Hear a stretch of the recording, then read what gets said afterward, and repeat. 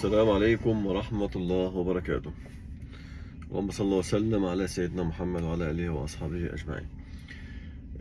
ألف ألف مبروك يا جماعة للناس اللي خدت النيلة قسطى، والناس إن شاء الله بإذن الله مبروك مقدما للناس إن شاء الله هيجي لهم النيلة قسطى قريب إن شاء الله. إن شاء الله يا جماعة. في ردود كتيرة جاية إن شاء الله الأيام الجاية بإذن الله. مش عارف الواحد زوره مسدود ليه. في ردود جاية إن شاء الله بإذن الله الأيام الجاية إن شاء الله بإذن الله. الناس اللي مقدمة في أول ثواني وما جالهاش رد إن شاء الله هيجي لها رد أكيد بإذن الله. طب إيه السبب؟ السبب أنا قلته امبارح في بث مباشر، وطبعا بعد البث المباشر قلت برضه أطلع أعمل لكم فيديو علشان الناس اللي ما كانتش حاضرة امبارح معايا تعرف الدنيا ماشية إزاي وتطمن تطمن علشان الخير جاي إن شاء الله.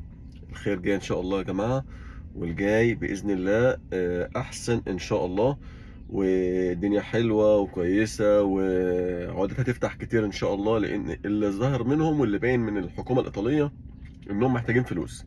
الحكومة الإيطالية محتاجة فلوس، فمحتاجة إن هي تجيب ناس كتير، محتاجة إنها تجيب ناس كتير. فعلشان تجيب ناس كتير يقوموا فاتحين قوانين، بيقوموا فاتحين قوانين علشان طبعا كفايه بس. يعني هقول لك ايه، اقل حاجه اللي هي اصغر حاجه في تقديم الطلب طابع بريد كده ب 16 يورو. تمام. ده غير طبعا المحاسب، ده غير ده غير الورق، ده غير مش عارف ايه، غير التامين، غير الحاجات دي كلها طبعا بتدخل دخل كبير للبلد. فانا مش مثلا بصبركم، لا، انا اللي انا شايفه ده اللي انا شايفه بقوله لكم، ده واقع يا جماعه، مش مثلا بعيشكم في حلم ولا الكلام ده، لا، ان شاء الله باذن الله الدنيا حلوه والجاي احلى، وباذن الله باذن الله في ضوء اخضر جميل ان شاء الله باذن الله، لامع للكل باذن الله. ده طبعا الناس اللي لسه ما قدمتش او الناس اللي ما كان لهاش نصيب باذن الله الايام الجايه ان شاء الله ربنا يكرمها وتقدم، بس يكون على حد ثقه، حد كويس. تمام. الناس اللي هي كانت عامله طلبات وما حالفهاش الحظ وما طلعتش، تخليها ان شاء الله تخليها ان شاء الله المره الجايه، وان شاء الله ربنا هيكرمها باذن الله، وهيترد عليها باذن الله، زي نظام مثلا ما عملوا في شهر 12 طبعا، واللي كانت مفاجاه للجميع. اللي انا يا جماعه عايز اقوله لكم واكد لكم عليه، الناس اللي هي مقدمه في اول ثواني، احنا مصيرنا ايه؟ اطمنوا جدا، اطمنوا خالص. اعتبر ان انت معاك في ايدك نيلة قسطى. طب هيردوا امتى؟ هيرد عليك ان شاء الله قريب باذن الله. طيب انا مش باين ان هم هيردوا عليا، انا مش باين كذا، انا الموضوع معايا مش مظبط، انا خايف، انا قلقان، انا لا يا باشا، لا تقلق ولا تخاف ولا تشيل هم حاجه خالص. تمام. وان شاء الله باذن الله زي ما انا بقول لك الجاي احلى والخير قادم ان شاء الله باذن الله. الخير قادم والجاي احلى ان شاء الله. الناس اللي مقدمه في اول ثواني واول دقايق ودخلت كوتا، الناس ده يا جماعه مش هنقول ان هم الحمد لله حظهم جميل ان هم دخلوا في الكوتا. تمام. و وبرضه يعني ايه، ما بنقولش حظهم، مش حظهم السيء، حظهم جميل جدا وحلو جدا والحمد لله يستلموا كل حاجه، بس هيتاخروا حاجات بسيطه. حاجات بسيطه قد ايه؟ يعني مثلا هتقول لي مثلا يعني شهر، لا، مش شهر يا جماعه، ان شاء الله يا جماعه خلال الاسبوع ده اللي احنا فيه ده والشهر الجاي باذن الله تسمعوا اخبار جميله جدا بالرد بالنيلة قسطى على صاحب العمل. النيلة قسطى على صاحب العمل، او الكاف اللي صاحب العمل مقدم عليه. لو صاحب العمل مقدم على كاف هيجي على الكاف، لو صاحب العمل مقدم من السبيد بتاعه هيجي له على البرنامج اللي انا وريته لكم امبارح على التليفون، البرنامج اللي هو اللي اسمه ايه، البيك. تمام. البيك اللي خاص بصاحب العمل. تمام. اللي يوقف الطلب ايه؟ اللي يوقف الطلب ويخليه، ده برضه سؤال من ضمن الاسئله اللي اتسالت، اللي يوقف الطلب ويخليه يتفتح ويطلبوا حاجات علشان خاطر الطلب يمشي، حاجه اسمها لاسيفراتسيوني ده اللي هو الضمان من المحاسب او من الكونسلنت. تمام. ممكن يعملوا الكونسلنت اللي هو بيعمل البوسطه، اللي هو بيعمل الدخل الشهري والدخل اللي هو بتاع اخر السنه، اللي هو حاجه اسمها الكود اللي هو بيقول انت مثلا اشتغلت ولنفترض 5 6 7 8 9 10 12 شهر في السنه مثلا، انت وخلت مثلا في الشهر قد كده، فالمفروض ان انت في كود طالع لك بقد كده، قيمه مثلا طالعه لك بقد كده. تمام. اللي هي بتاعت السنه. تمام. الكود ده اخر السنه بتخليه معاك علشان السنه اللي بعدها بتقدمه. ان انت راجل مثلا دفعت ضرائب قليله، دفعت ضرائب كتير، الدوله بترد لك بعض من الضرائب اللي انت دفعتها، اللي هو حاجه اسمها الستة ترينتا اللي بتتعمل. تمام. بالنسبه للناس اللي الملف بتاعها مفتوح، والمفروض بعد قد ايه يودي الورق؟ بعد 10 ايام، خلال 10 ايام. طيب انا لو اتاخرت عن 10 ايام وصاحب العمل بيقول لي انا مش هنا، انا مش في مصر، الموضوع سهل جدا وبسيط جدا. صاحب العمل يكلم المحاسبة، لو سمحت ابعتي لي كذا كذا كذا، وصاحبة والمحاسبة بتبعته له على طول على الواتساب، وهو من الواتساب بياخده يبعته ان كان ايميل، لا، ويستحسن يبعته من على البيك بتاعه الخاص بيه. وبعد كده بيخلي المحاسبة مثلا تتواصل مع البروفيسور، او هو يتواصل عن طريق الايميل، ناقصكم حاجة، ناقصكم كذا، وبكده يكون الورق كمل ويترد على الناس اللي هي ملفاتها مفتوحة. تمام. وترد على الناس اللي هي ملفاتها مفتوحة. بالنسبة يا جماعة، طبعا انا قلت امبارح في اللايف، واللي ما شافنيش بعد اذنكم يرجع لللايف علشان يشوف التوقيتات اللي احنا قلناها. وانا برضو بقول انا ممكن اكون خاطئ في التوقيتات، لان طبعا هو حد بيقعد يملها لنا كده، يقول لنا مثلا التوقيت كذا كذا كذا كذا من مكاتب مختصه. تمام. المكتب ده بيبقى متجمع عنده كل المحافظات. تمام. ف فممكن هو يقول لي مثلا دخل توقيت كذا، هو مش كذاب، بس هو دخل في، يعني ميلانو دخلت في التوقيت مثلا 9 و3 دقايق مثلا كمثال. تمام. وبعد كده تلاقيها اخده 9 و6 دقايق. ده معناه ان الطلبات اللي هي قبل حضرتك كانت مش كويسه، وخدوا الطلبات اللي بعدك. فاصبح ان كده لا في كذب ولا الناس مش عارفه ولا الكلام ده، لا، ده خير للكل. بمعنى ان اللي شغال كويس وبيقدم الطلب كويس وبيتعب بيتلاقى، انما اللي بيكسل في الطلب وزي ما قلت امبارح بيقوم جاي. والله العظيم يا جماعه، والله العظيم ما هو كلام، لان انا اتقال لي الكلام ده من الاماكن المختصه. تمام. شوفوا يا جماعه، دي ورقه ايه؟ ورقه بيضه يا جماعه، دي ورقه بيضه. تمام. صاحب العمل اللي بيتفق مع الناس ان هو يعمل لها عقودات بمبلغ وقدره. تمام. بدل ما يحط مثلا ايه، دي مثلا دي حاجه، دي فاتوره الكهرباء مثلا. تمام. بدل ما يحط مثلا ورقه مليانه زي دي يقول لي فيها ان انا مثلا بضمن الشركه وبعمل، لا، يقوم حاطط ورقه بيضه علشان الملف يكمل والطلب يتبعت. يجي بعد كده السيستم يبص ويشوف والكلام ده. تمام. بيقوم مثلا ايه، بيقوم السيستم بيجي يبعت انت وحظك. لو السيستم بيبعت، ان جه حظك على السيستم بيبعت. ليه؟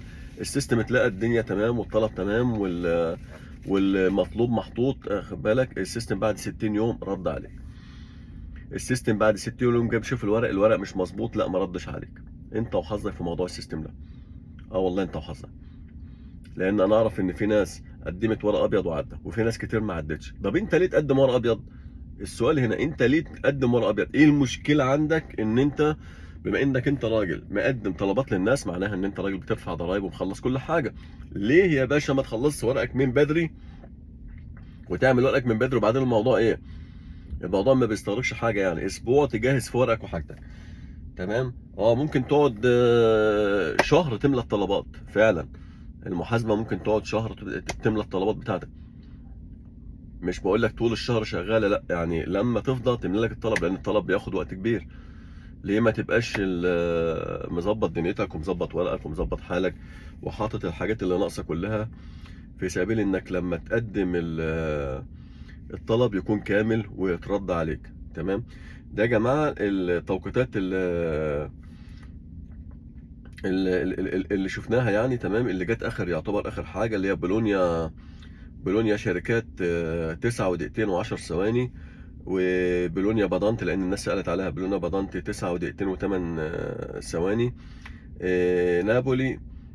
نابولي شركات 9 و3 دقايق. نابولي بادانتي 9 دقيقتين و43.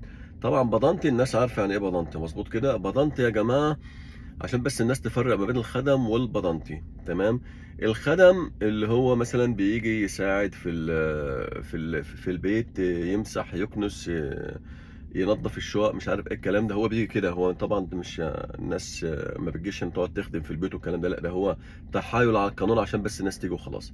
تمام. اللي هو الخدم، ده الخدم. البضنطي بقى، البضنطي اللي هو بيجي يساعد الناس اللي ايه، اللي هي كبيرة في السن. ده البضنطي، عشان نقدر نفرق ما بين الخدم وما بين البضنطي. البضنطي اللي هو بيساعد الناس اللي هي الايه، المسنة. انما الخدم اللي هو بيجي هنا بيساعد ايه، يقول لك انا محتاج حد يجي يساعدني في البيت، ينظف، يعمل، يغسل، الكلام ده، يمسح. طبعا احنا قلنا امبارح بتوع الخدم. تمام. وقلنا الشركات. النهارده هنقول الشركات والبضنطي عشان الناس ايه طلبت بالاخص البضنطي، بس انا اقول الشركات بالمره مع البضنطي. تمام يا جماعه. قلنا هنقول بالتسلسل كده زي ما هي جايه. قلنا نقول نابولي شركات 9 و3 دقايق. نابولي بادانتي 9 دقيقتين و43 ثانية. كريمونا شركات 9 ودقيقة. كريمونا بادانتي 9 ودقيقة و5 ثواني. باري يا جماعة، باري الناس اللي سألت على باري شركات 9 و3 دقايق و45 ثانية شركات. باري بادانتي 9 و3 دقايق و50 ثانية. بافيا 9 و3 دقايق و10 ثواني شركات. بافيا. البادانتي، بادانتي يا جماعة 9 ودقيقتين و47 ثانية. بافيا بادانتي بعد كده سمعنا انها وصلت تاني ل9. ده تصحيح، ده يعني ايه، تصحيح الموقع. 9 و4 دقايق و26 ثانية. تمام. وبعد كده طبعا من الاماكن اللي هي اللي مشهوره اسمها روما. روما دخلت 9 و4 دقايق و47 ثانيه اللي هي شركات. ده كويس جدا. والبضنطي 9 و3 دقايق و50 ثانيه. وبعد كده في روما الشركات زادوا عدد كبير، زادوا 500 وشويه، 500 حاجه و70 او 570 حاجه زي كده. الورقه معايا في البيت، لو كنت عارف ان انا هعمل فيديو كنت جبتها معايا. فده شيء كويس. فاحتمال الناس في روما توصل تعدي ال5 دقايق و6 دقايق ان شاء الله. احتمال باذن الله، ان شاء الله، انا متفائل خير باذن الله. ميلانو 9 شركات 9 و7 دقايق و55 ثانية. ميلانو شركات.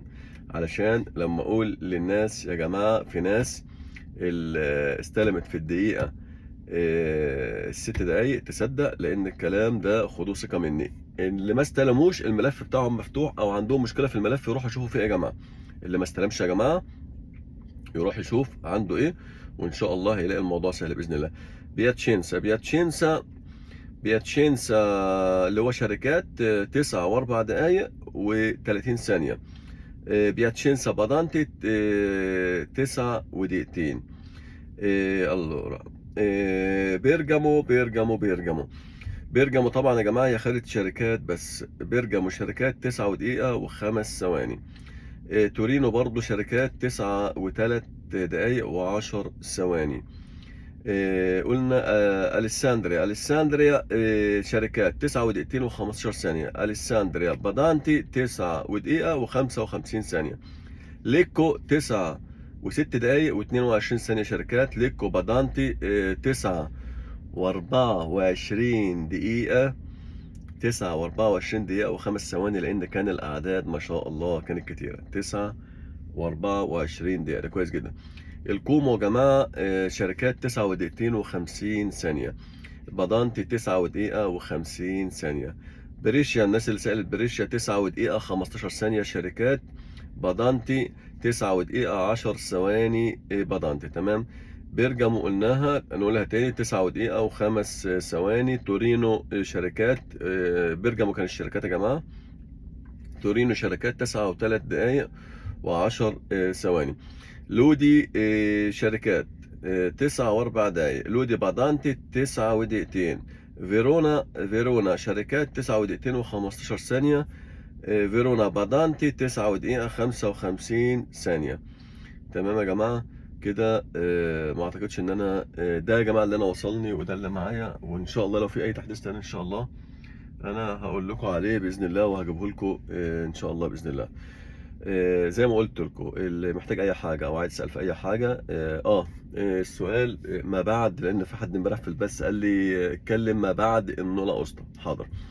ما بعد النولا اوستا يا جماعه، طبعا انا قلت بدل الموضوع ده، معلش يا جماعه قبل ما انسى، بس قبل ما انسى، علشان الناس اللي هي اللي معاها الموسمي، الناس اللي معاها الموسمي كانوا محتاجين 4000، وده طبعا عدد ما شاء الله كبير جدا، ما شاء الله. محتاجين 4000. يعني ايه اللي معاها الموسمي؟ يعني الناس اللي معاها ورق موسمي وعايزه تحوله لعقد عمل، التحويلات فاتحه. وزودوا كمان 2300 فوق ال 4000، معناها كده 6300 واحد ممكن يعملوا تحويل. التحديث الاخير كان يوم 15 مايو، تحديث اللي هو زياده ل 2013. الموقع كان جايب ان هو 15 مايو. تمام. انا الحاجات دي انا فاكرها بالظبط يعني. محتاج ايه عشان اغير؟ انت مش محتاج الا انك تروح لباتروناتو محترم كويس، هيعمل لك الطلب بالبوسطه باجات اللي انت معاك اللي شغال بها. تمام. ويحصل عمليه التحويل. يقال محتاجين 5 بوسطه باجه، بس انا بالكلام ده انا مش معترف بيه، اللي هو الدخل الشهري. هو انت كفايه عليك 2 3 بس، 2 3 يمشوا الدنيا. وديت زياده مفيش مشكله، بس انا ما اعتقدش ان في موقع يطلب 5. لان انا في واحد بيقول لي وانا عم محمد طلب مني، يا باشا لا، انا مش مقتنع بحاجه من ده خالص. هو احنا ناس يعني من اول مره نروح نقدم ونعمل. انا قبلكم كان معايا اوراق وبجددها وبعملها، ما كانش معايا موسمي، كان معايا الورق العادي. تمام. كان كتيرهم قوي يطلبوا مني بوسطه باجه او 2، كتيرهم قوي. وقت ما يكتروا 3 بوسطه باجه، اللي هو 3 بوسطه باجه الدخل الشهري بتاع اللي بيدولك صاحب العمل، اللي بيقول لك مثلا انت اشتغلت بقد ايه والمفروض تاخد قد ايه، وتدفع لك ضرايب مثلا قد ايه. تمام يا جماعه. ده يا جماعه بالنسبه للناس اللي هي معاها الموسمي وعايزه تغير العمل. بالنسبه يا جماعه الموسمي برضه انا عايز اتكلم وابقى قايل كل حاجه في الموسمي، علشان الناس دي يا جماعه اتظلمت، فانا واقف جنبها علشان خاطر ربنا يكرمهم باذن الله كده، ويحاولوا يحولوا، لان الناس ضحكوا عليها وخدوا منهم مبالغ وقدره، وما كانوش يعرفوا انها موسمي وكده. فعايزين يعني قدر الامكان باذن الله ربنا يكرم ويقدموا ان شاء الله باذن الله. واللي محتاج حاجه يكلمني، اللي محتاج حاجه طبعا على الرقم بتاع واتساب. تمام. 327 530 8183. لو انت قريب مني والله هسعى معاك وهمشي معاك واخلص لك اللي انت عايزه. لو انت قريب مني، انا في مكان اسمه ماسا كرارة. انا في ماسا كرارة يا جماعه، ماسا كرارة. تمام. يعني انا من الجنوة بتاع ساعتين، من لبيزا حوالي ساعة، ساعة وربع. تمام. من البرمة ساعة ونص. تمام يا جماعة. يعني اللي قريب من الاماكن دي يتواصل معايا، اللي عايز يجي لي تحت امره ينورني ويشرفني في اي وقت. لو انا مثلا في مشوار بيزا او برمة ولا كده، انا ممكن مثلا اخد الرقم بتاعك واوعدك لو انا رحت هناك اقابلك ونشوف لو عندك مشكلة نقدر نحلها ونعدها مع بعض ان شاء الله باذن الله. تمام. الناس اللي هي قالت لي ما بعد النلا قسطى، عشان خاطر طبعا الناس دي قلقانه وخايفه. انت خدت النلا قسطى معاك وامورك تمام، بس انت خايف وقلقان. علشان خاطر ما خايف يحصل لك حاجه في السفاره هناك، لان السفاره هناك مرعبين شويه. اقول لك انا يا باشا، علشان ربنا يكرمك وتروح وتقدم وامورك تبقى تمام وما يحصلش معاك اي حاجه، اسمع الكلمتين دول اللي فيهم الفايده. هتاخد يا باشا الجواز بتاعك يكون ساري اكتر من سنه ونص. تمام. يكون صالح اكتر من سنه ونص، يكون في مده اكتر من سنه ونص. كده الكلام واضح. تمام. ما تقوليش بقى ايه، انا 8 شهور ده بينفع اروح، ده انا 9 شهور ده بينفع اروح. هو هيديك فيزا بسنه، لو اتلقى الجواز بسنه هيرجعك تاني. اسمع مني انا. خليه معاك الجواز اكتر من سنه ونص. تمام. طب انا قدمت ان انا اسطى بالجواز القديم، واتضح لي ان الجواز القديم بتاعي، انا بوضح للناس كلها، واتضح لي ان الجواز القديم بتاعي انتهى. انا خايف اروح اطلع جواز جديد عشان ان انا اسطى طالع على الجديد على القديم. لا يا باشا، روح اعمل جواز جديد، ولا في اي مشكله ولا في اي حاجه. انا اللي بقول لك محمد اهو، انا اللي بقول لك اهو، روح يا باشا طلع جواز جديد. تمام. انت اخد ان انا قسط على القديم، باكد اهو، اخد ان انا قسط على القديم، طلع جواز جديد. تمام. وروح خد ميعاد في الالما فيفا. مش عارف بقى تاخدوا ميعاد بقى ازاي، لان طبعا الوضع صعب شويه، واحنا بنحاول نحلها، بس والله لسه ما توصلنا اي حل. لما تتحل ان شاء الله هتوصل معاكم باذن الله. هتروح بعد ما تاخد ميعاد الالما فيفا، صورتين حلوين كده، خلفيه بيضه، بلاش خلفيه حمراء زرقاء خضرة، الكلام ده عشان ما ترجعش. انا بقول لك لمصلحتك انت، اللي هي صور البطايق. تمام. صورتين بتوع بطايق كده واضحه. تمام. ما تخليش بقى ايه، لان الواحد تلاقيته بمره جايب صور كبيره، الظاهر زي ما انت يعني المصورات متوصي بشويه، فاترفضنا. كنت انا رايح معاه فرجعنا، فبقول له انا اتفاجئت بالصور، انا اتفاجئت بالصور ان هو بيطلعها لي، فبيقول لي كذا. بقول له يا ابني الصور دي، قال لي هو اللي اعطاها لي. قلت له دي بالصور بطايق. فروحنا كده اتصرفنا ما رجعناش يعني الميعاد، فروحنا اتصرفنا من حد قريب، فصورنا بسرعه. تمام. والحمد لله دخلنا الميعاد يعني بفضل الله. الواحد يعني بيعرف يتصرف. والجواز بتاعك اللي هو فيه اكتر من سنه، والنولا قسطة تطلعها الوان. النولا قسطة يا باشا بيبقى في حته فوق كده، خد بالك، ملونه كده يعني ايه، لونها بينك كده. تمام. في حاجات بينك كده من فوق. تمام. تصورها الوان، تصورها الوان. نولا قسطة تطلع الوان كده، تطلع حلوه كده. تمام. لو معايا نولا قسطة هوريها لكم، علشان علشان محدش يقول لك ان انا قسطة فيها حاجة، او في اي مشكلة، او او حد يضايقك، او حد مثلا يقول لك اي شيء. يبقى انت رايح يا باشا ومعاك النيلة قسطة تمام، وامورك تمام وزي الفل، وما فيش اي شيء خالص. انا بشوف لكم النيلة قسطة عشان بس يبقى الناس، برضو الناس اللي سألوني وبيقولوا لي النيلة قسطة بيبقى شكلها ايه، النيلة قسطة دي مزورة، النيلة قسطة دي كذا، النيلة قسطة دي مش عارف ايه. انا هوريكم اي نيلة قسطة جت عندي. تمام. اهو يا جماعة، اهو يا جماعة، عشان الناس بس يعني ايه. بصوا يا جماعة، طبعا الناس اللي فاهمة، الناس اللي فاهمة دي كلها يا جماعة نيلة قسطة. دي نيلة قسطة كلها من اول فوق. ده واحد اتنين، ده بتوع شهر 12، تلاتة، أربعة، أدي خمسة، أدي ستة، سبعة، أدي تمانية، أدي تسعة، أدي عشرة. تمام. دول بتوع شهر 12 يا جماعة. هنفتح أي واحدة من دول القسطة اللي فيهم. تمام. عشان الناس تاخد بالها بس وتعرف إن أنا بتكلم عليه.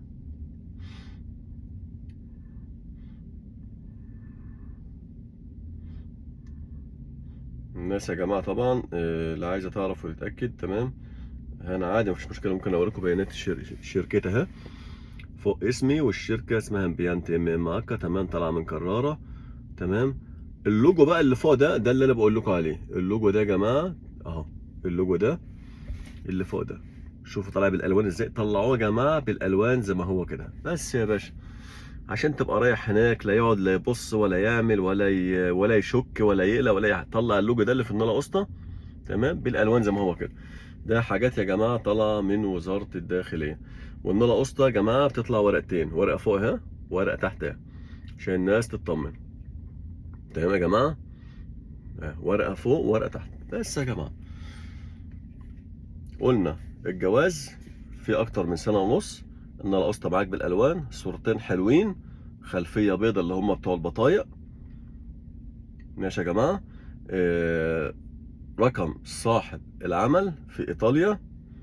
واحد ما يروح، ما فيش حد بقى يروح بقى برقم مصر، لان بيرفقوا الرقم ده بالملف، بيشوفوا هل صاحب العمل هو صاحب الرقم ده ولا لا. ما تروحش تحط له اي رقم وخلاص. رقم صاحب العمل، رقم صاحب العمل اللي هو حطه في الورق، اللي حطه في البراتكة. رقم صاحب العمل اللي حطه في الورق، اللي حطه في البراتكة، اللي حطه في الطلب. ماشي يا جماعة، واضح يا جماعة. انا بقول لكم عشان خايف عليكم، خايف على فلوسكم، خايف على مروحكم، خايف على كفايه حرق الدم اللي بيحصل وقتها. كفايه حرق الدم، انا عارف حرق الدم اللي بيحصل في وقتها. لو انت رحت ورجعت انت بتبقى رايح ايدك على قلبك، قلبك بيدق، خايف، قلقان، مرعوب، الورق، مش عارف ايه الكلام ده كله. انا بوضح لكم الامر علشان انا بحبكم في الله وخايف عليكم. لان لما بيتصل عليا واحد بيقول لي يا محمد انا رجعت، انا بزعل والله عليك، والله العظيم انا بزعل عليك. فانا بلاقي مثلا نفسي مثلا فاضل ربع ساعه نص ساعه، فبطلع اتكلم معاك شويه، تمام، علشان انا بحبك في الله وبنصحك وبقول لك خد بالك وانت رايح. الموضوع سهل وبسيط جدا، ما تضغطش نفسك، ما فيش اسئله، ما فيش اي حاجه، محدش بيقول لك اي حاجه. ده هو موظف قاعد، راجل زيه زيك، تمام، بتقدم له الطلب، حضرتك اتفضل. انا راجل بقدم على فيزا بناء على ان لا اسطى اللي معايا، عشان الناس اللي مرعوبه وخايفه. طيب يا باشا، ده ان لا اسطى فين؟ اتفضل. الرقم بتاع صاحب العمل اتفضل. الجواز بتاعك اتفضل. الجواز بتاعك طبعا بيخليه عندك، وبياخد منك مصاريف الشحن اللي هو هيبعته لك على البيت، تمام، من 30 ل 40 يوم.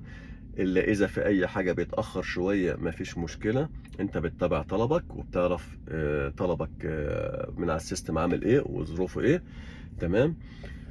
آه، الحاجة المهمة مع الورق إنك تخلي صاحب العمل يعمل لك عقد. تخلي صاحب العمل يعمل لك عقد بينك وبينه، تمام.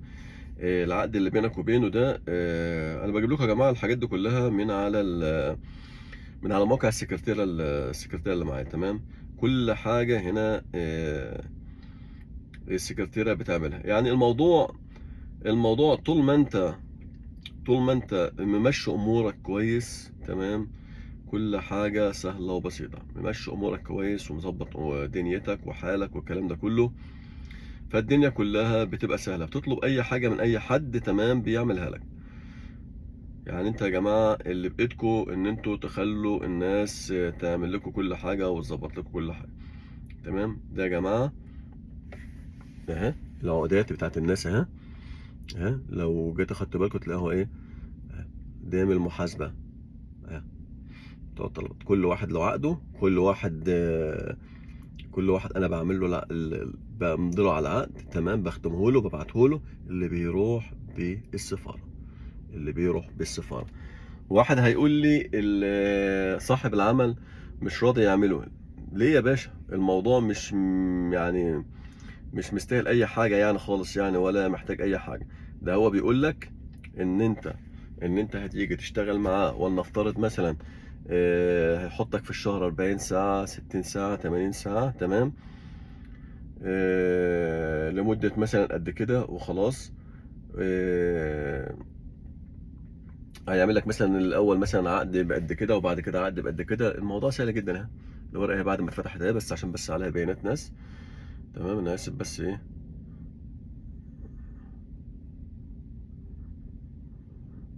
عليها بيانات بس خاصة بناس يا جماعة. الموضوع سهل جدا، الموضوع سهل جدا. هنا بنيجي هنا بنيجي اهو صاحب العمل هنا بيجي يمضي ويختم تحت ويكتب التاريخ بتاع اليوم وخلاص، بس. يبقى انت كده رايح باشا في السفارة، رايح باشا في السفارة، رايح باشا في السفارة، في الألما فيفا. محدش يقدر يقول لك أي حاجة، محدش يقدر يضايقك، محدش يقدر يوقف لك طلب. هو مش هيوقفوا طلب، هيمشوا الطلب، بس بيبقى من غير العقد بيمشوا الطلب. بس بيبقى الموضوع مش قد كده. لما السفير بيجي يشوف الطلب، انا بعمل كده مع الناس، بيجي يشوف الطلب يلاقي الطلب في العقد، خد الفيزا على طول. ما بيفكرش يا باشا، ما بيفكرش، ما بيفكرش. الناس اللي معايا كلها عاملة كده، الناس اللي معايا كلها قدمت بنفس النظام بنفس الطريقة، وربنا كرمهم واستلموا، تمام. والناس بتوع شهر 12 في منهم 2 اللي استلموا، لان الناس خدت المواعيد بدري. الناس التانية لسه بتشوف مواعيد، لان طبعا المواعيد مش عارفين نجيبها، والوضع صعب على الكل، تمام. انا يا جماعه القعده دي انا طولت عليكم معلش، بس انا عايز ابقى قدرت اقول لكم واوصل لكم كل حاجه بمنتهى البساطه كده. يعني كاننا قاعدين كده مع بعض نفطر مع بعض، تمام، وبوصل لكم كل حاجه كده بمنتهى البساطه. تمام. اللهم صل على النبي وبارك في جمال. الاخ اللي قال لي صاحب العمل، بكلمه بقول له هات لي الناله قسطه، قال لي الناله قسطه بتاعتك تمام ما جاتليش. الناله قسطه اللي راحت مصر هي اللي جات لي، اللي انا المفروض اديها لك ما جاتليش. لا يا جماعه، لا يا جماعه، لا احنا كده يا جماعه، هو كده يا جماعه بيهزر، هو كده يا جماعه بيهزر. تمام. انا بيجي لي ناله قسطه هنا زي ما انا وريت للناس الموقع، على حاجه اسمها البكه. البكه على تليفون كل صاحب عمل، البكه على تليفون كل صاحب عمل. تمام. البكه يا جماعه اهو، البكه يا جماعه. وعشان يفتح البك مش عارف، البك يا جماعه اهو بالبصمه اهو، سهل جدا بالبصم برقم سري فتح البك يا جماعه. اللي بيجي عليه فواتير، بيجي عليه حاجه، بيجي عليه كل حاجه بتيجي عليه، ده البك يا جماعه. تمام. يا صاحب العمل يعني البك يرقيه يظبطه يعمله اللي هو اخد بالك نظام البرو. تمام. البرو اللي هو نظام العالي، تمام، تحديث العالي، في سبيل لو اي مثلا اي رساله اي حاجه تيجي لك بسرعه، اي شيء عايز تعمل اي حاجه ولا حاجه تتبعت بسرعه، يبقى الموقع معاك كويس، ياخد اكبر مساحه من الرسائل. تمام. الحاجات دي كلها سهله وبسيطه يعني، فرقها بنتكلم في ايه؟ فرقها ب 3 4 5 يورو. بحق ما انت مثلا لو رحت قعدت، انت لو رحت قعدت على الكافيه يا جماعه، شربت لك قهوه وواحده كورنيتو ولا حاجه، اللي هي البريوش اللي بتفطر بيها الصبح دي، تمام، مش عارف بيقول عليها في مصر بريوش كورنيتو. تمام. في ناس طبعا في مصر عارفه الكلام ده، عارفه البريوش وعارفه الكورنيتو، الحاجات اللي هي بنفطر بيها الصبح، اللي بنجيبها من عند بتاع المخبوزات. تمام. بتدفع لك 5 يورو. تمام. فمعلش يعني ما تبقاش مثلا جايب الطلاينه ورايح اخدهم تعالى مش عارف اجيب لك قهوه اجيب لك كذا، وتبخل على موقعك او ورقك او حاجتك او الناس اللي هم منك اللي انت مقدم لهم، انك تطمنه او تقول له مثلا خبر كويس. طب ليه انت بتعمل معاه كده؟ ليه يعني تقول له انا ما، يعني واحد بعت له امبارح رساله صاحب العمل، والله العظيم احزنني اقسم بالله، بيقول له ما تصدعنيش وما تكلمنيش كتير، وانا لما يكون عندي رد هبعت لك. ليه يا عم؟ ليه؟ هو انت بتعمل معايا ليه كده؟ ايه اللي ما يصدعكش؟ الراجل عايز يطمن، الراجل ما شاء الله عمال شايفني لقصنا طلع. ما انا عايز اطمن انا كمان. هو انا ماليش نفسي افرح؟ وانا ماليش نفسي اطمن؟ هو انا ماليش نفسي يطلع لي حاجه انا كمان؟ هو انا ماليش يعني ان انا اعرف الطلب بتاعي وصل لحد فين؟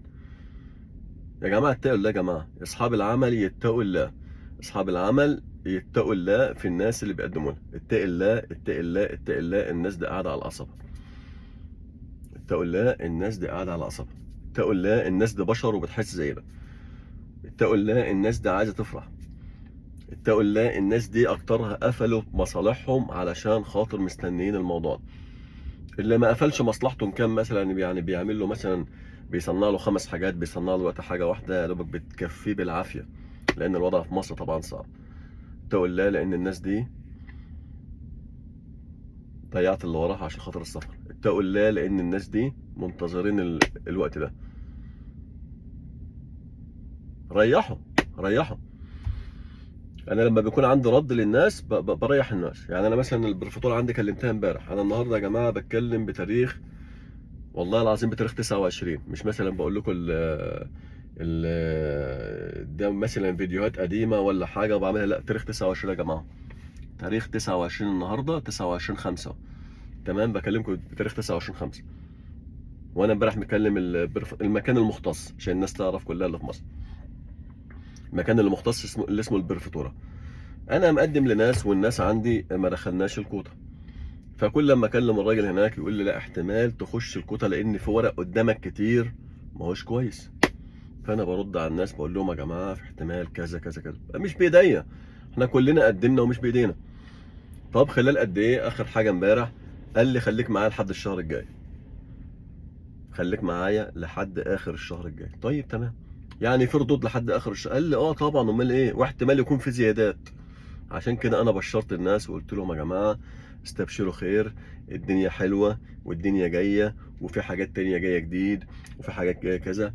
اكاد ان اخطئ. تمام. بس هو مش هيديني معلومه غلط، هو هنا مش هيضلك. هما هنا في ايطاليا انت ممكن مثلا ايه، مع احترام للناس، مع احترامي للناس، تمام، ممكن يعني بعض المصريين يضلونا في حاجات، انما هو هنا اللي قاعد الايطالي ده في المكتب مش هيضلك في معلومه. هيوصل لك المعلومه مظبوطه. للاسف ده اللي بيحصل، للاسف ده اللي بيحصل. يعني انا مثلا، انا واحد من الناس كان بيتصلوا عليا ناس مصريين علشان يعرفوا نظام الطلبات ايه، هل اترد، هل اصحاب مصالح، وعايزين يطمنوا، وعايزين ناس قبل في المجال من زمان، وعايزين ياخدوا منك معلومات. انا والله ما ببخل على حد بحاجه. انا اللي بيسالني على حاجه انا بقول له عادي، مش مشكله، انا مش هتفرق معايا، مش هبخل عليك يا باشا، انا هقول لك اللي انت عايزه وهفيدك. بص، وانا عندي سعة صدر ليك لما يكون عندي وقت فاضي، مثلا انا ماشي بالعربيه مثلا فتح المكالمه بكلمك لو عندي وقت فاضي، لو حد قاعد جنبي بنخلص شغل بنتكلم في حاجه مش هعرف اتكلم معاك، فده غصب عني، اخد بال حضرتك.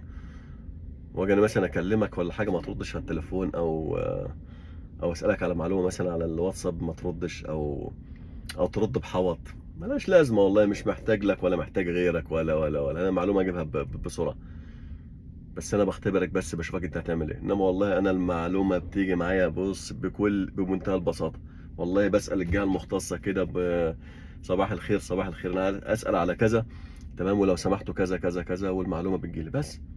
فيعني نصيحة للناس، محدش يبخل على حد بحاجة، محدش يا جماعة بعد إذنكم يبخل على حد بحاجة، وساعدوا بعض، وقفوا جنب بعض، واتقوا الله ببعض يا ناس، يا الناس اللي في الغربة تتقي الله في بعضها، الناس اللي في الغربة تتقي الله ببعضها، اللي عايز حاجة أو بإيده أي حاجة يعملها.